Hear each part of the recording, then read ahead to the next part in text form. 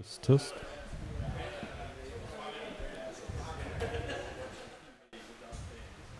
Okay.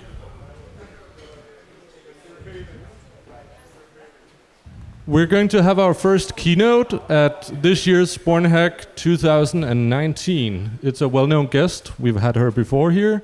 It's Amelia Anasdotter, who's going to give the talk We're the Long Haul Reflections on European Internet Policies in 2019. Give a big round of applause to Amelia.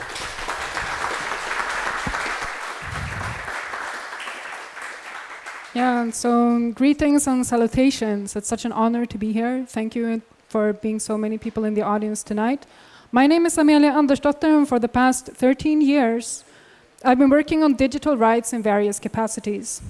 I started out caring about copyright and surveillance issues, heated debates in the Swedish society, some of which will be remembered by people who were old enough in 2005 to 2009, all the way back in 2006. I also served as a member of the European Parliament on behalf of the Swedish Pirate Party between 2011 and 2014. Since 2015, I run a Swedish NGO called Dataskydd.net that tries to assist the government with the implementation of the European legislation General Data Protection Regulation in Sweden locally. And for the past couple of years, I have had the big fortune of working with UK-based non-governmental organization Article 19 and their program to assess the impact of technical design choices in technical standards organizations and how to enable individuals to use their connected technologies to exercise their human rights. To disclose some more of my background, in just in case anyone is interested, I have a bachelor in mathematics, and I also wrote a bachelor thesis on business law, oriented towards competition and antitrust in the telecommunications sector, more specifically net neutrality. I'm enrolled in a master's course at Uppsala University that is slowly progressing since 2017, and it's going somewhere, yeah. This speech was originally proposed for an event in Norway that never happened. But I was asked earlier this year to share some of my thoughts on the state of information policy today, so I've tried to recycle it for your benefit here, and I hope that it will be relevant. So information policy is a very broad field. It encompasses many things, from innovation policy to human rights and democracy, also public sector technologies. But I will try to narrow it down to some examples that I believe contextualize really important issues for our contemporary European societies today. I also want to quickly make the caveat that I am not an expert on domestic Danish issues. So I will not have so many local relevant examples from here. Also, most of my contemporary examples will somehow naturally come from Swedish law, because this is where I've been operating for the past couple of years. So therefore, should you find me Sweden or EU-centric, those are the reasons. It's simply from where I am and where I'm based. I should also clarify that I am speaking on behalf of myself today and not on behalf of any of the organizations for which I'm currently working. These are just some of the accumulated reasonings that I make based on my experience over the past decade or so. I was also planning to cover 3 different topics. I have no slides because I hoped that I could get away with not doing them. I will cover 3 separate topics today that for some of you will feel like they're quite old, but I will justify this perspective. So firstly, I want to cover national security and its relation to the internet in broad terms.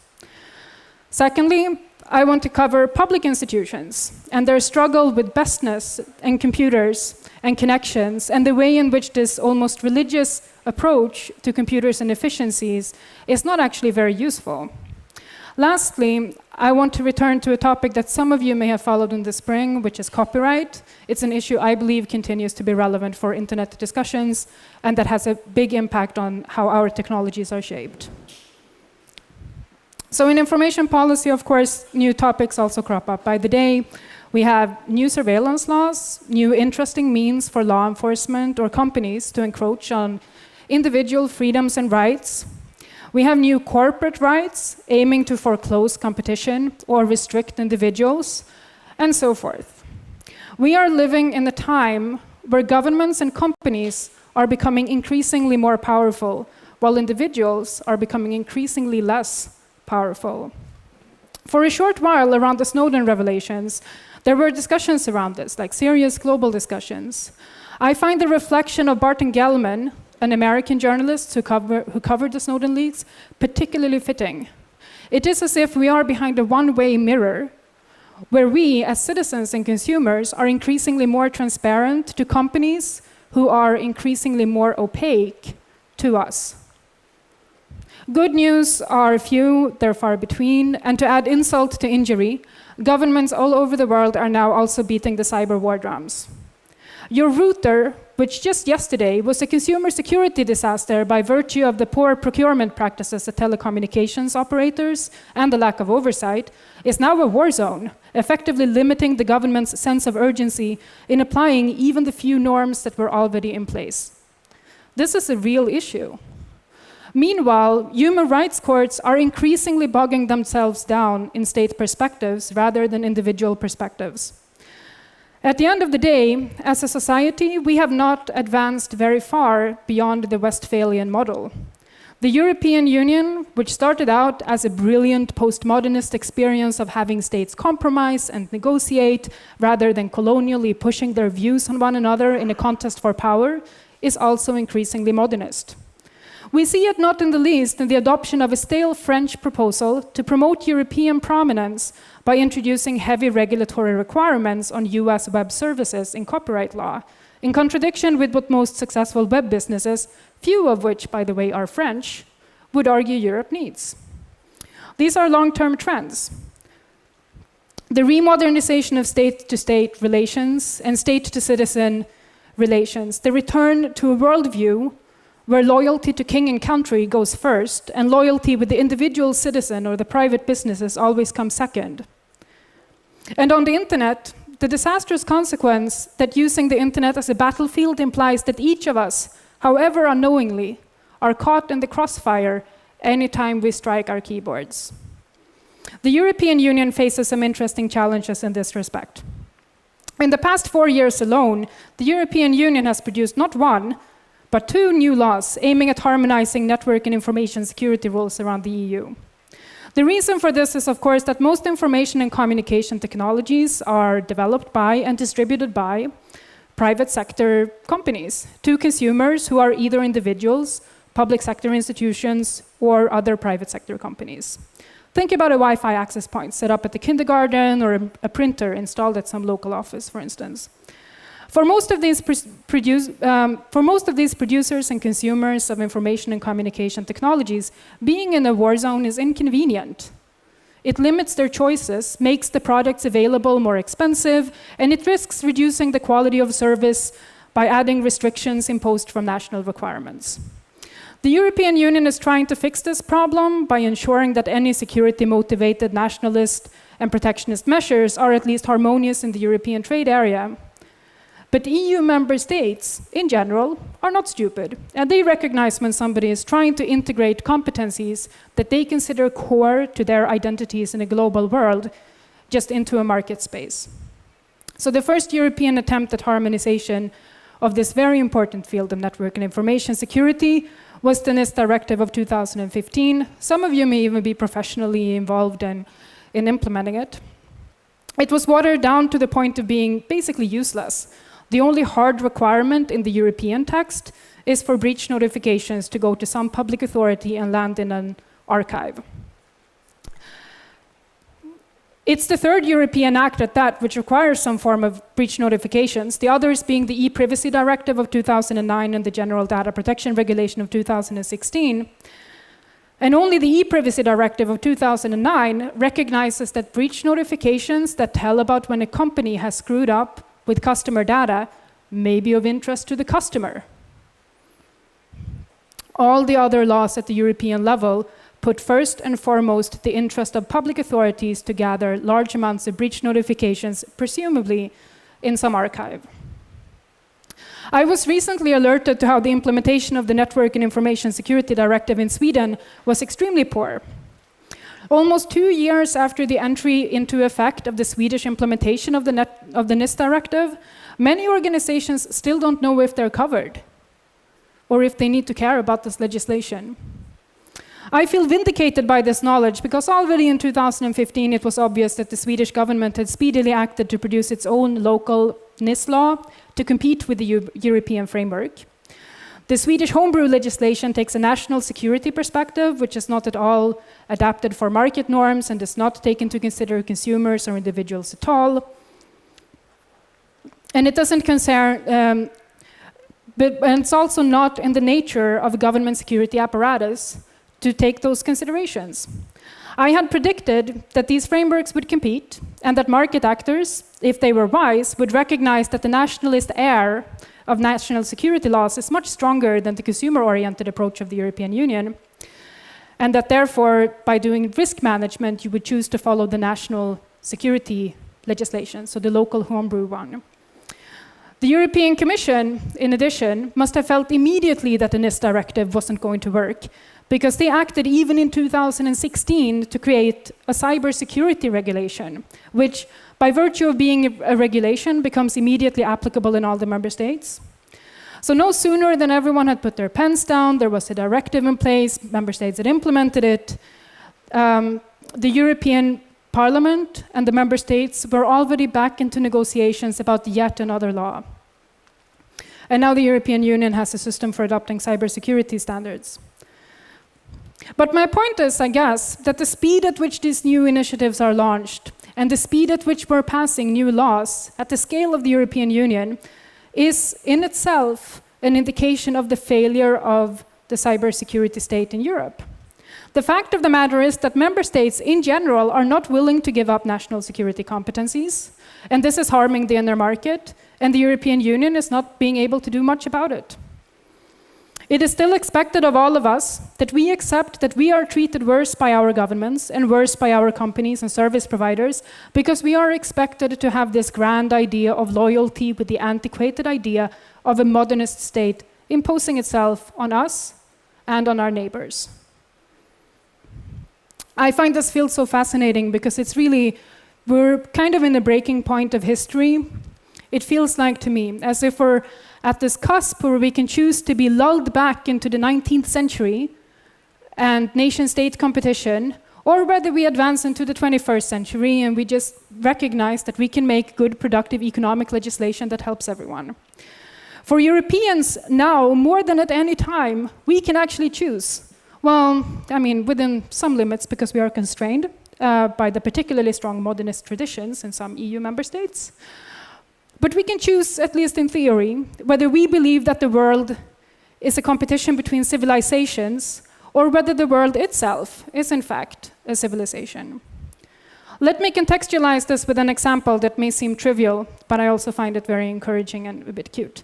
So 2 years ago, I was working over summer as an opinion editorial writer at the local paper in the mid-north of Sweden.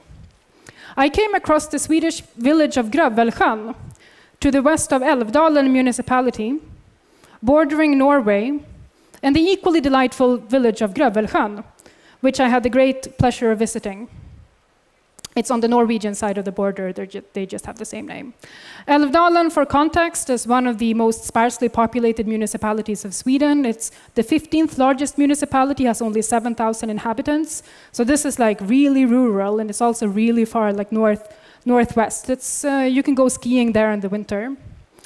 But surprisingly, these areas around Älvdalen and other locations in that municipality, like Särna or Idre, which if you're skiers, you might recognize these names, they are exceptionally well connected. The burning light of one man, former telecoms equipment developer Agne Fredriksson, ensured around 2010 that all the villages of the Swedish side of the border of Grövelsjön would make use of European funds to roll out fiber optic cable village networks.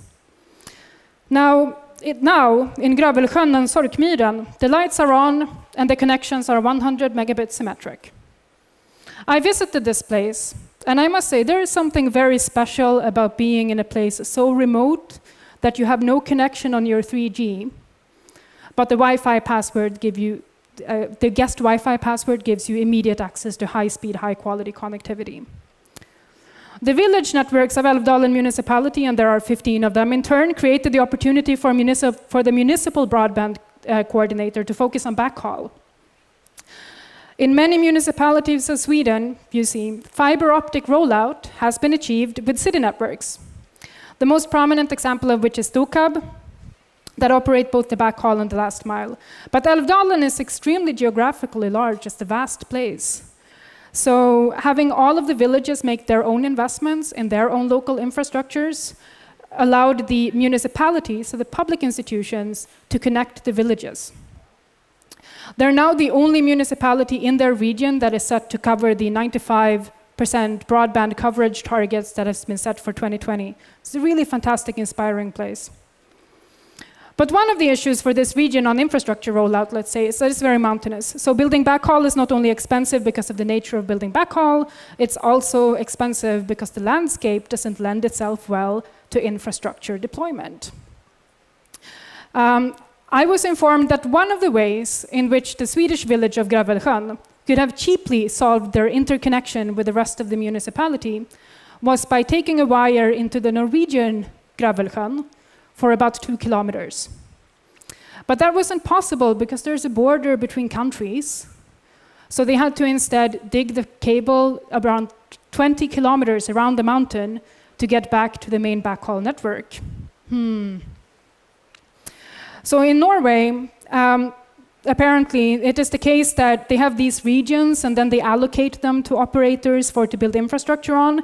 So it's difficult to reconcile the Swedish model of village networks with the Norwegian model of regional monopolies. Also in Gravelsjön, Norway, the local provider was a copper-based ADSL network, so they had no interest in fiber. But additionally, in Sweden, we have a mass surveillance law which dictates that all traffic crossing the border needs to be interceptable by our civilian intelligence agency. So building the backhaul into Norway, even though it had been very cheap and convenient for the municipality, actually presents a problem for both the national security establishment and for the municipality. How do you solve this problem? The solution was to make the least efficient choice. They built the very long cable. The municipality had to spend a lot of money. And now the citizens of Gravelsjön, Norway, are still stuck at ADSL networks, whereas the Swedish Gravelsjön is connected. So that's, you can't win all the battles. But it is but one of many sad examples of how old nationalist, protectionist policies stop active community-minded Scandinavians from cooperating for a better future. I recognize that the gist of the story is that things on the Swedish side of the border worked out fine. But I cannot be satisfied that our Norwegian friends continue to suffer under low-quality internet connections when the most easy and logical choice would have been for them not to do so. These issues, infrastructure policy and national security, they're age-old. They seem boring, but they have a big impact on our societies. So when I was asked to make a statement on what issues I believe will be important going forward, they are such issues. The avalanche of many new and bad ideas must not cause us to lose sight of the many old problems that are still around, and I think that we can also work together to solve them. I'm not necessarily a believer even in trend-setting policies, but I do believe that politics should solve outstanding issues. And I can add to this a different outstanding issue, it's my second topic, that is somehow not only related to the internet and the World Wide Web, but to the very nature of computation itself. So for years now, artificial intelligence and machine learning have been trending topics in global debates on privacy, autonomy, and indeed as well, national security. These discussions started around the same time that I was working a lot on the Swedish implementation of the data protection regulation. And therefore, I had fresh in my mind all of the government investigations that were made in the 1960s and 1970s around computerizations in Scandinavia and Europe at large. And it is really surprising how computing can be such a slowly advancing discussion, because really, politically speaking, one could argue that we are still stuck in the same place that we were 50 years ago. For one, any new information and communication technology brings with it the hope of more precision, more efficiency and greater precision. It is envisaged that we as a society will become better, faster, stronger, from the deployment of many, many machines. In fact, one could argue society, not just Scandinavia, but globally, has the naive impression that machines can save us from ourselves. After seeing discussions on machines as from decision makers over half a century, I am no longer optimistic about this perspective.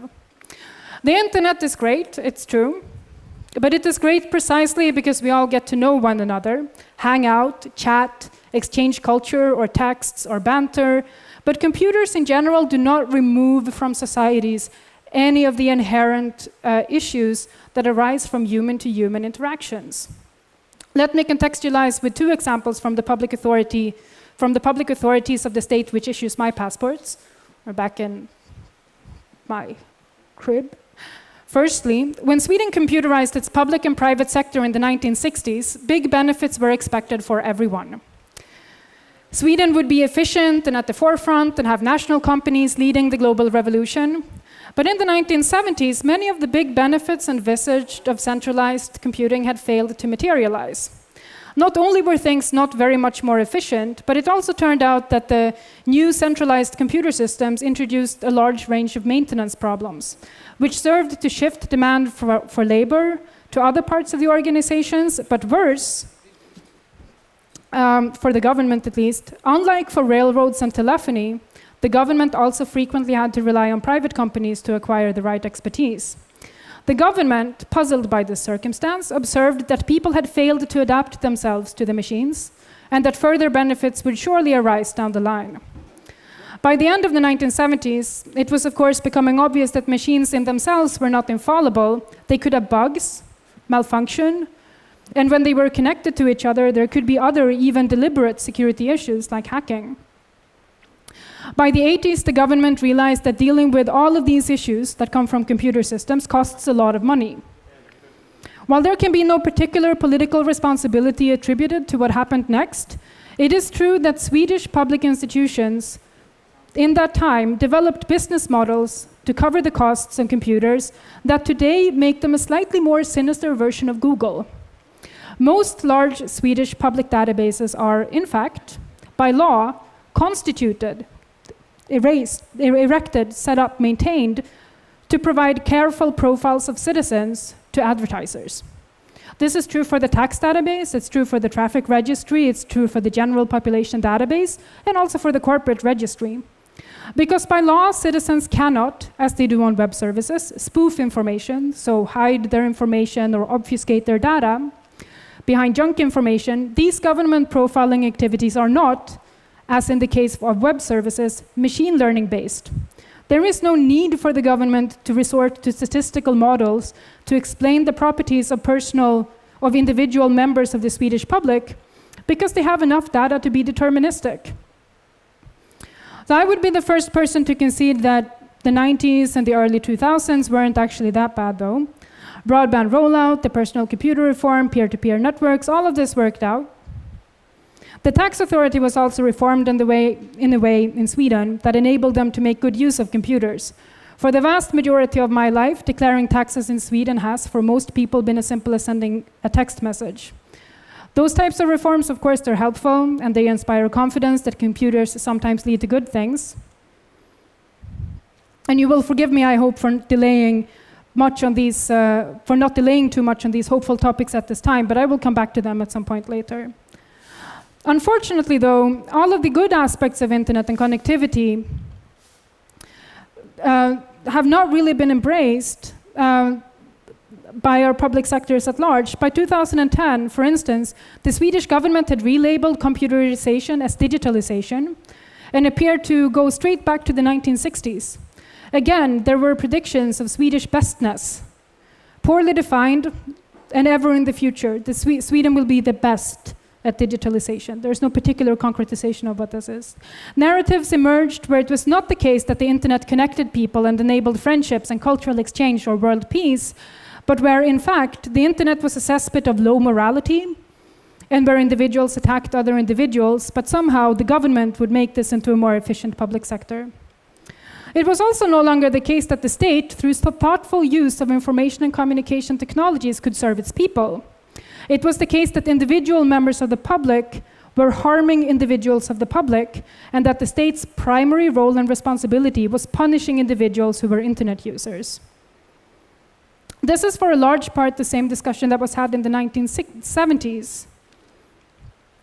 That there's these vain aspirations that computers will save the public sector from some built-in inefficiencies.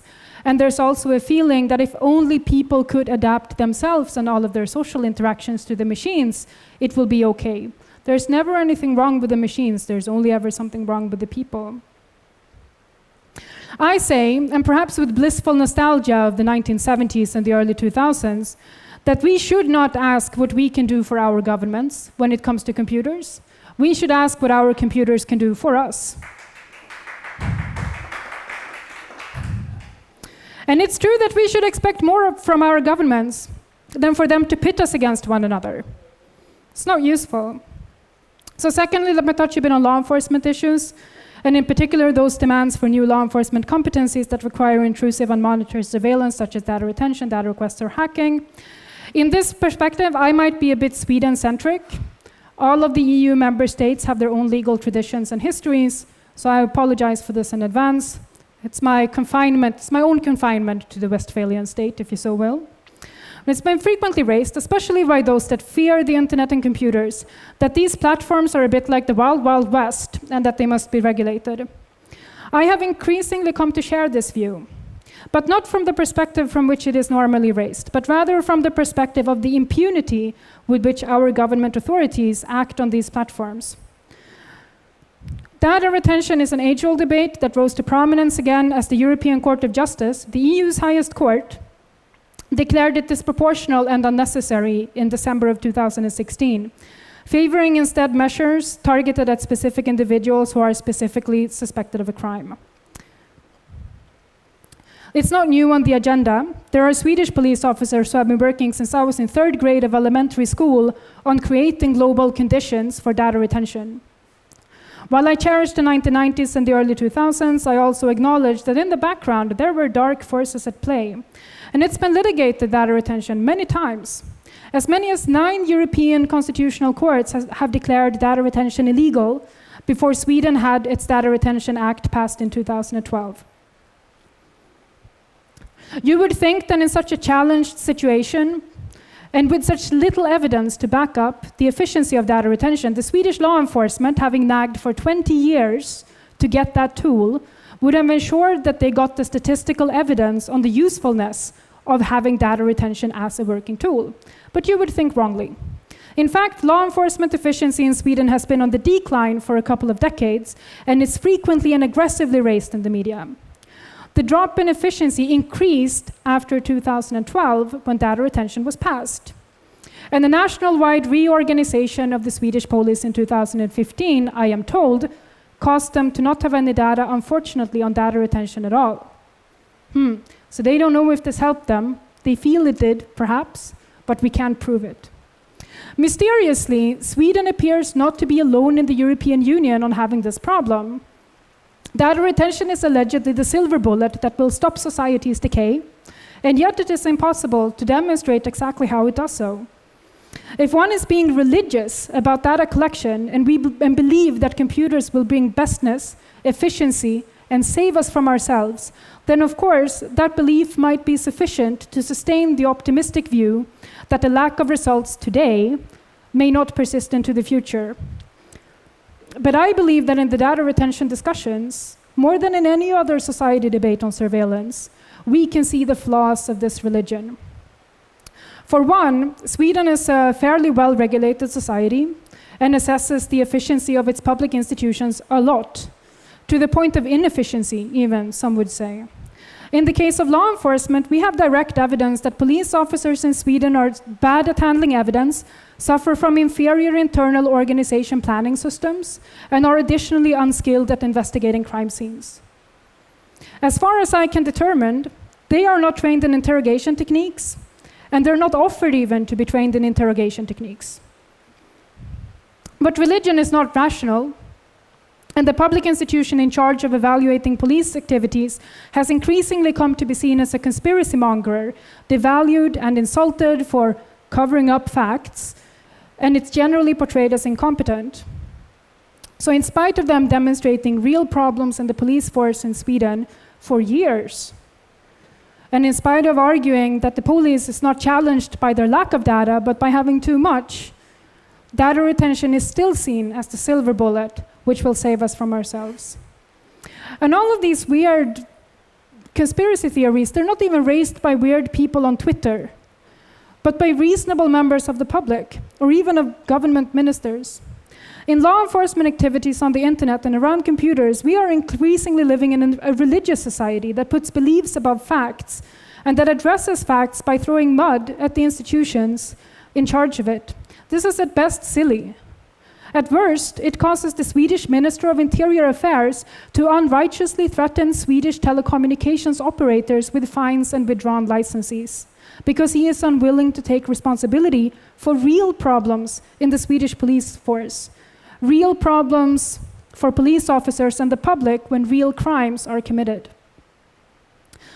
If one is religious around data collection and believes that eventually, surely, it must save us from ourselves, this insistence on overlooking the evidence and turning a blind eye to real human rights concerns caused by these religious methods can be justified on faith alone. So a challenge then for individuals who seek to engage in these information policy debate is how to counter this religion. Well, the internet is great, and that's true, but it's precisely because we all get to know one another and hang out and chat and exchange culture. Computers in general, or data, do not remove from society the issues that arise from human interactions. And it brings to my promised finale, actually, which addresses a topic that continues to be of great concern and which influences internet users around the world every day in a restrictive way that also, for the European Union, brings the particular challenge of creating community and camaraderie. I'm talking, of course, about copyright and the botched reform that the European communities recently passed. So to bring some perspective to this issue, let me point out that I can physically move my body from Malmö to Köpenhamn in about 30 minutes by train at no great cost or effort to myself. I basically just get a ticket and sit, and suddenly I'm across the border. Going the other way has been made more difficult by border controls enacted by the stressed-out government in Stockholm, that unfortunately feels the economic development and fortitude of the southern parts of their territory is not useful. But I would still argue it's not more difficult than, say, a 40 or 50-minute train ride with a brief stop at Copenhagen Airport. It's a leg stretcher. Let's call it a public health initiative. If I were to attempt moving an MP3 file containing music across the same border, I would be easily stuck in license negotiations for 2 years before it succeeded. And if I were anything other than a big commercial entity, it would be seriously challenging for me even to get the right legal expertise. If it's an MP4 file containing not only audio but also video, I will argue that I have next to no chance of transferring the file legally without institutional backing. This is, of course, really ridiculous. We allegedly have free movement of people in the European Union, but we cannot move the things that connect people. Culture, experiences, shared happiness, references across the same borders.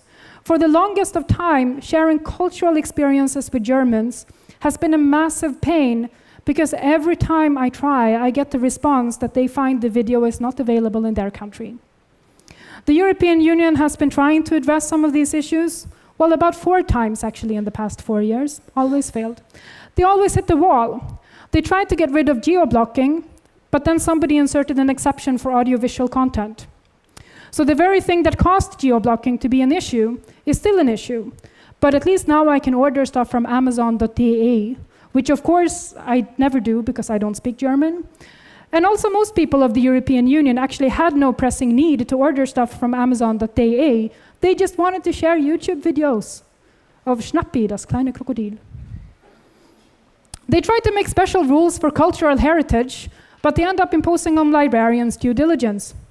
I ended up being able to access the train schedule from Luxembourg to Brussels for 1862, which, again, I mean, it was great, but only for about 2 seconds. And if we're honest, knowing when people could depart from Luxembourg to Brussels in 1862 may be of academic interest to a small range of individuals studying the history of trains or public transport. But it doesn't really cut it if what we're trying to do is build real relationships between broad groups of Scandinavians and Luxembourgians and Belgians in the 2010s or the 2020s. Just doesn't cut it. A fairly well-known Swedish company, I go again back to my native country, Spotify, exemplifies the failures of the European markets as much as it exemplifies how easily accessible streaming services could have been a good market opportunity for creative industries going forward. Their launch pattern was Sweden, Netherlands, UK, and the US. Only after establishing themselves on the US market were they able to come back to the EU to establish themselves in other jurisdictions here, such as Germany or France. Meanwhile, many Europeans, especially the more tech-savvy ones, had been using Spotify by proxies, essentially cheating the service by claiming that they were listening from a jurisdiction in which they were not based. And doing so to Spotify's detriment at that, since Spotify's licensing requirements would actually not have covered such consumption. But it is surely a failure of the European inner market that new services cannot approach it without first establishing a strong presence in the US market. It gives a big advantage to US companies who, of course, by default, establish themselves in the US before they go to Europe. An EU company has twice the work and must be twice as good to have half a chance of becoming an EU company at all, as does a US company. These are real economic problems that the European Union should really want to solve. Some video streaming services have become popular across the European economic area as well, but they are US video streaming services by the logic I just presented. The response of the EU was to force these services to have a certain percentage of locally produced content, because it does not register with the vast majority of politicians in the EU that the issue is that European companies cannot establish themselves in Europe without establishing themselves in the US, and that this is economically inefficient and very harmful. Instead of lowering the bar for market entry, they raised it, making it now even more challenging to be a European provider here. This is a sadly familiar pattern of all information policies of the European Union and its member states, making things more expensive, making things more difficult, and not solving the real problems that actually exist.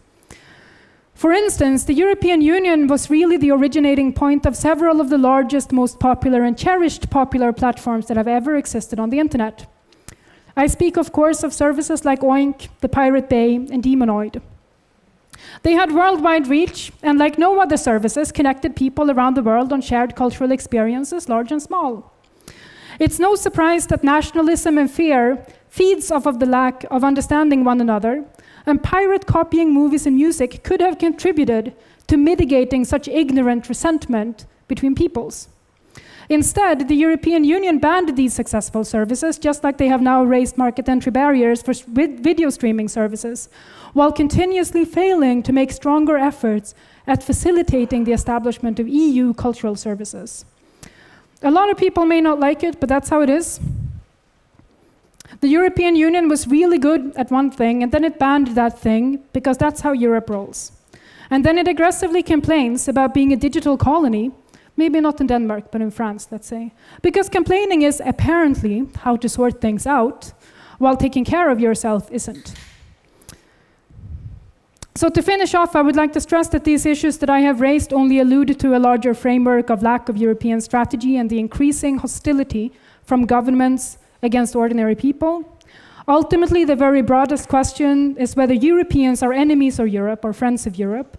And I believe that Europeans, by and large, are friends of Europe, and that such a mindset should also dictate how policies in any area is developed. I believe it's in all of our interest that our interactions and communications are at the forefront of any political discussion.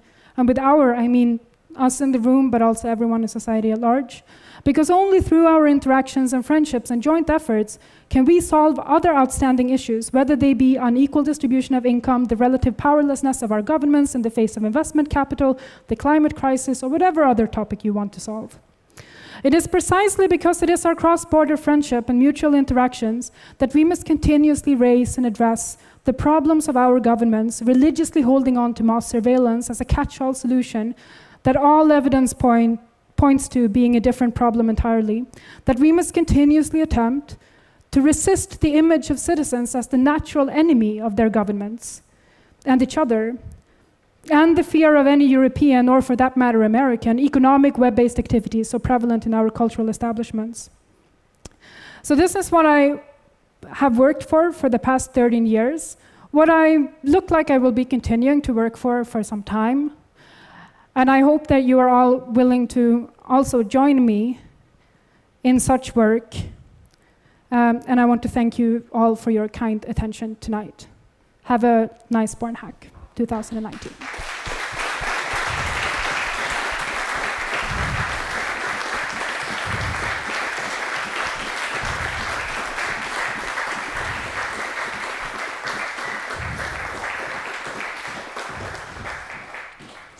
Do we have any questions for Emilia?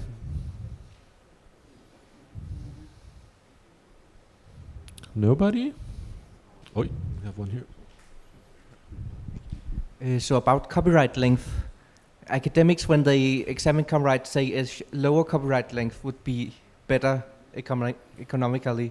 Was that considered during the recent EU copyright legislation? Why not?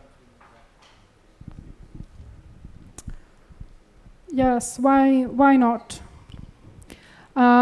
Because copyright is a very difficult field because there are so many entrenched interests that are extremely, it's also, Europe has difficulties making its own strategies, yeah? So in the copyright discussion, what you have is a fairly entrenched establishment in the US, which is very well rooted in the US political environment, and the US is very strategic. And then you have in the member states also these copyright entrenched interests, the member state level, which are also fairly strategic in their national territories. And so on both sides of the Atlantic, because there is such a large resistance to making any changes, it just wasn't even ever raised that you could lower the copyright times, because this is seen as far too out there. I mean, even small things like, does anyone in this room know what the Bern 3-step test is? Nobody? Has anybody heard of the Bern 3-step test?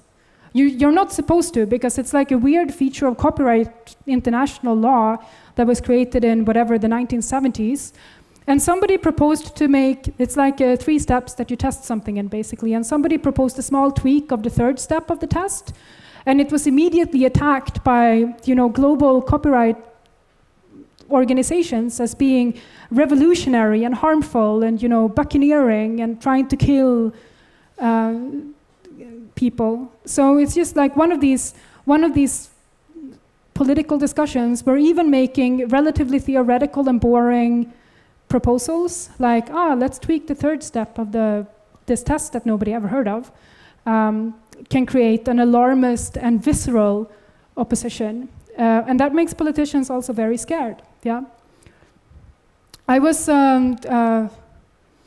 encouraged by the discussion in this spring, because back when I started working for copyright, I was called a murderer and a leech and a butcher. I think I've been called maybe every bad name there is in the book. But this spring, at least there was sufficient opposition to this harmful narrative of cultural lockdown that they could only call me bot and zombie. So, it's over time this will resolve itself, perhaps, but we're still a long way off, and continued efforts are needed if we want to have cultural exchange now. Yeah. Cool. We have another question. Yeah. Great talk.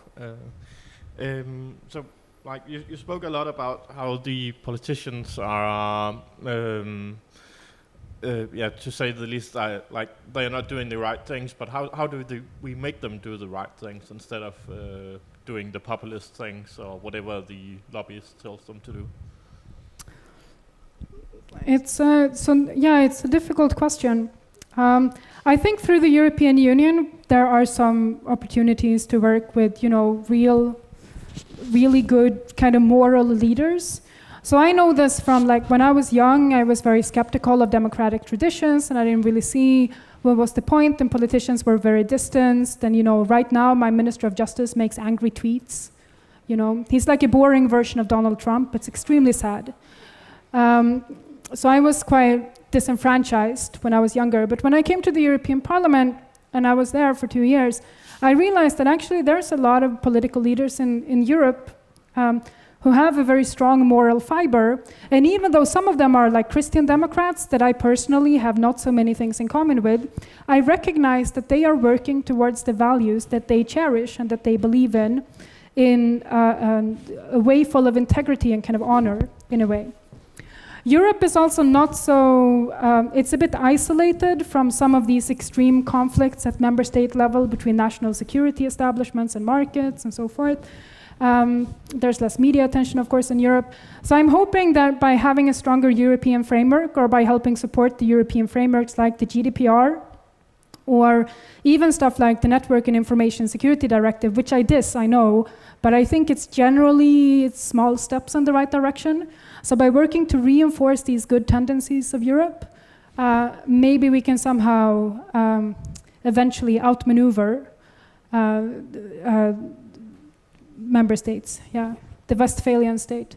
But then you would just have to kind of, I know that right now Denmark has an extremely interesting MEP who is also, that I've interacted with in the past, Karen Melchior. So you might be able to, interact with her if you're from Denmark. Most of the member states have at least one MEP who's not at all weird. And so reach out to them and see, or try to work out if there's an opportunity to engage on this level, or engage directly with regulatory bodies that implement European laws, which in Denmark would be the Erhvervs. I can't pronounce it at all, but the Erhvervs, the people that do telecoms, and maybe the Datatilsynet, and try to boost their confidence in acting on these European ideals. So, stuff like this. A small note on that. Karen is actually going to be here on Monday hosting a keynote. It's not announced yet, but she will be around. We have another question. Yes, I see a lot of good laws in the EU, and one of them I really like is the one with roaming.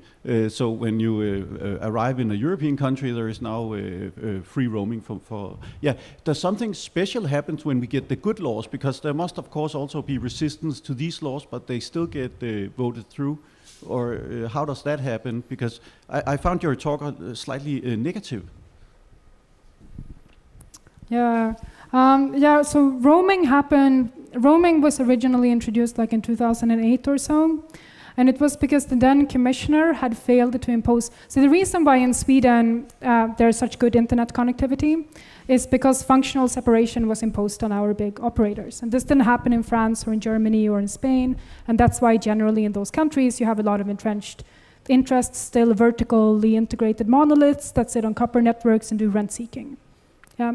So the then commissioner made a proposal to get rid of that situation in the big member states, Germany, France, Spain, in 2006, but failed.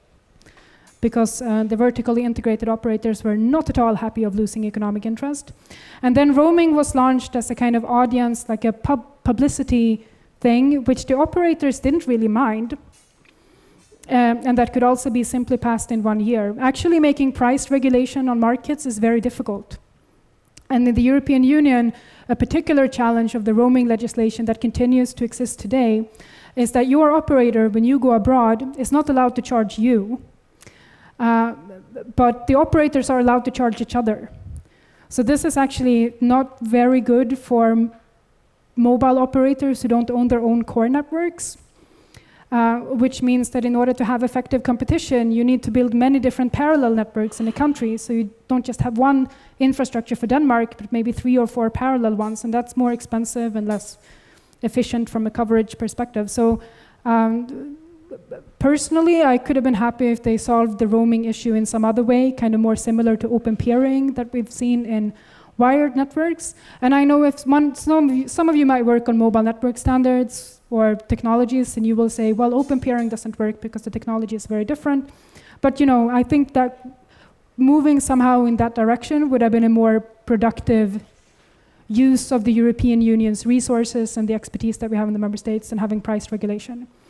Now we're stuck with roaming, and all the politicians like it because all the voters like it, and it's not, for me, it was never optimal. But I'm not running for elections, so I don't have to say that things that you like, I also like. Do we have any more questions? I see none. Let's give a big round of applause for Amelia.